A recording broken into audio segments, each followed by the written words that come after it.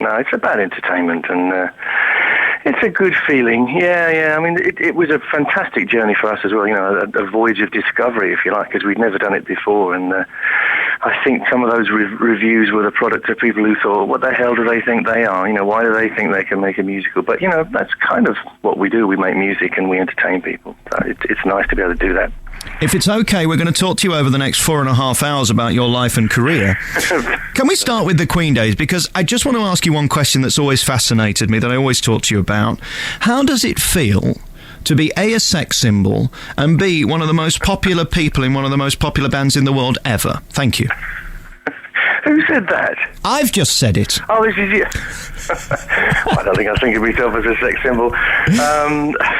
I do get up some mornings and think, oh my God, how did that happen? Because we were just boys, and it doesn't seem very long ago, with dreams and, big ideas that we can kind of do something that no one's ever done before and sort of go out and conquer the world. But somehow it happened, and everywhere I go, from Mongolia to Timbuktu, people know the songs. It's incredible. I feel very, very fortunate. It is like some kind of dream, really.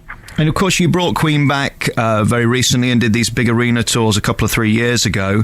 Yes. Was it ever the same without Freddie? Because let's face it, he was the voice, wasn't he? And the thing that just made it so magnetic. Or do the tunes still stand up without him? Well, a bit of both, I suppose. Of course, it's never going to be the same without Freddie, no. And I was very reluctant to even try and go out as Queen, I suppose. But what happened with Paul Rodgers was a sort of an organic growth, and we found ourselves playing with this great singer, and doing things a little different. So suddenly it all seemed worthwhile. We could bring Queen back to life in a slightly different way. So I enjoyed it. We did 2 huge tours with him. I guess at the best moments, it was very much like the old days. We had thousands of people packed in halls, and and we did our stuff.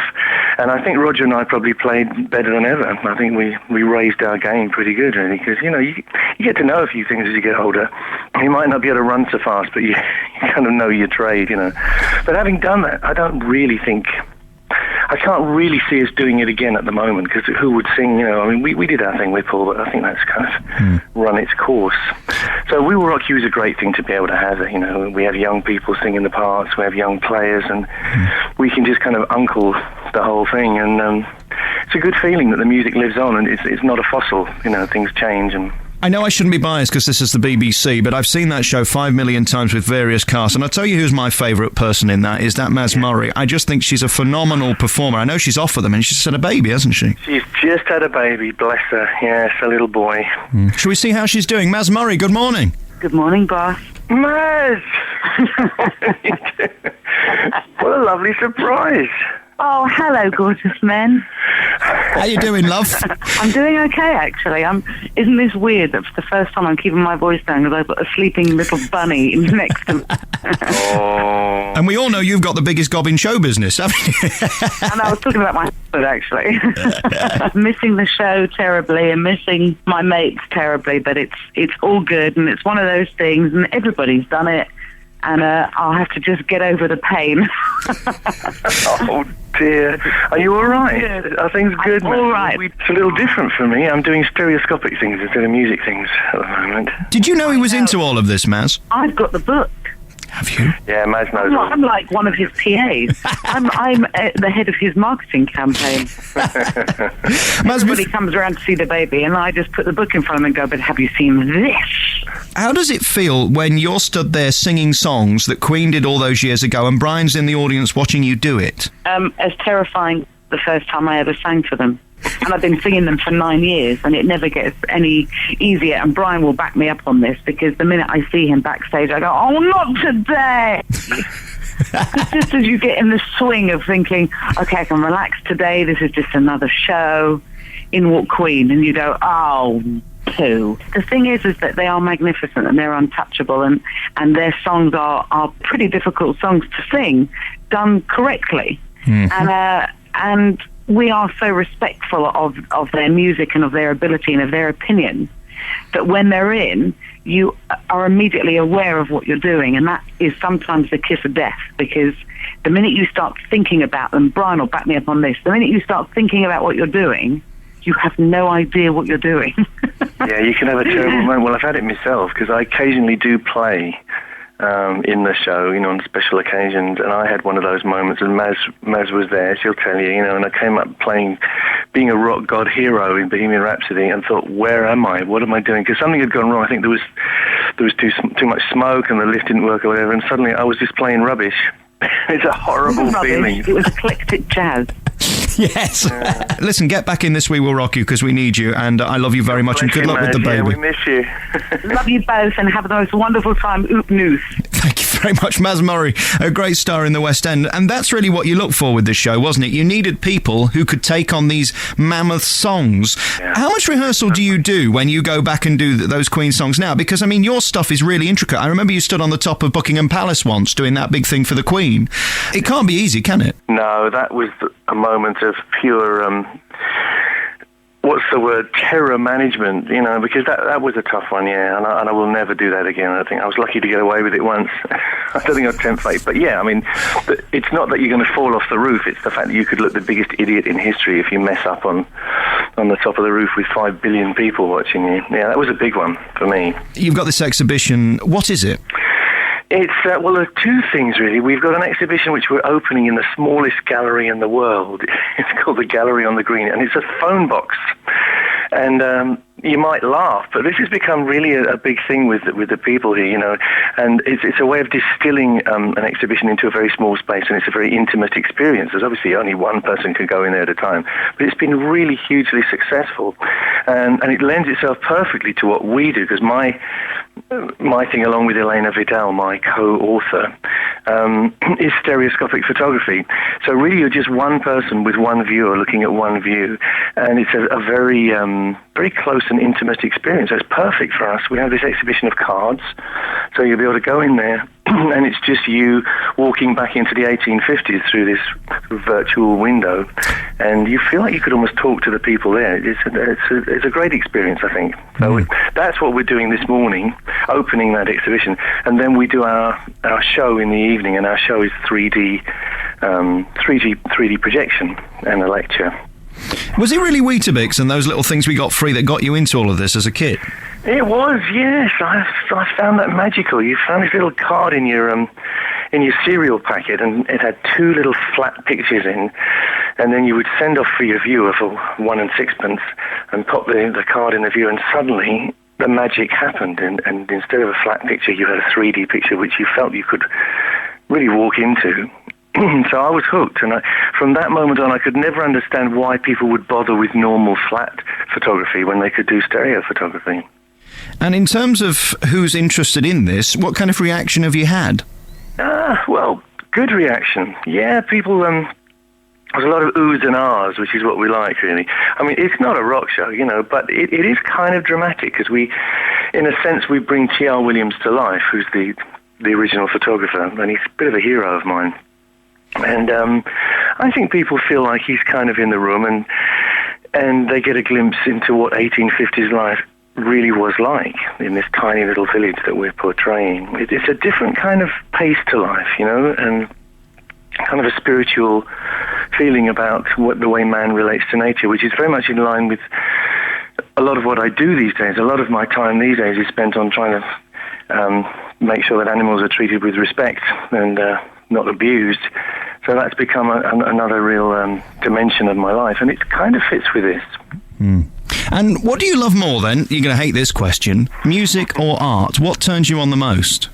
Well, music is art, of course. It all links up. I've always spent as much time in recent times on Photoshop as I have in Pro Tools. So both, to me, the visual image as well as the sound image, if you like, excite me. And if you have both, you have a very, very powerful medium, which is what the movies is. You go and see Avatar, and it's all about vision, but it's all about sound as well. And if the two are perfect, then you get this wonderful, enveloping experience. So all of it, really. So I'm not answering the question. Sorry, mate. I don't blame you. And that feeling of when you travel to Las Vegas, Paris, Milan, London, anywhere in the world, and you switch on the wireless, and there is Bohemian Rhapsody or Killer Queen, a kind of magic, crazy little thing called love. Does that feeling of, that's me on the wireless, ever fade away?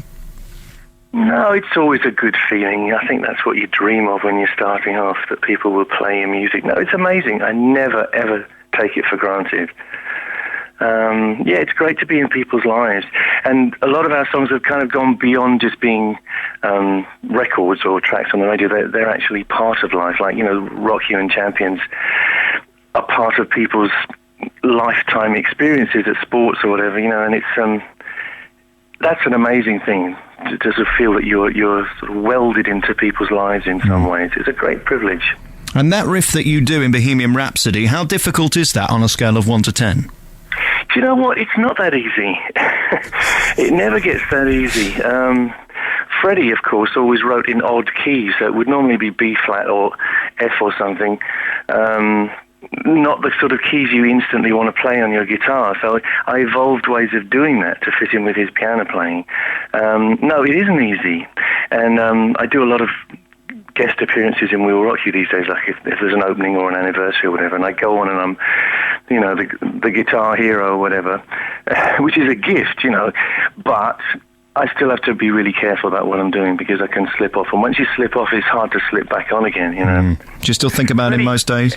Yeah, of course. Yeah, I mean, Freddie's so much in our lives. It's incredible. In every aspect, really, and particularly in the musical, which Freddie would have loved, I'm sure. Yes. Do you wonder what you'd be doing today if Freddie was still around, whether you'd still be making current hits or whether you'd be doing these tours every now and again? I think life would have been a little bit similar to the way it is now, because we always came and went out of the mothership, as it were. Queen was our great vehicle. But as time went on, we certainly sort of would go out and do other things and then come back. So I think it would still have been that way. I'm sure we still would have been making Queen albums, because it would always have been a possibility. And it was such a stimulating experience to work together and bounce ideas off each other. I do miss that, I have to say. But I have a great life. I have nothing to complain about. So many stimulations in my life. And in terms of being starstruck, is it still a thrill when that pin focus hits you and you're there centre stage doing what you do best? Yeah, it doesn't go away. Being on stage with a guitar making a big noise is not a bad job, I have to tell you. And that moment when you make contact with the audience is thrilling, and it still lifts you off the ground, really, yeah. And I think if that feeling went away, then you wouldn't do it anymore. But no, for me, there's always that kind of, kind of feeling in the stomach that happens just before you make contact. And it's amazing. There is nothing like it in the world. And you've never gone out of fashion.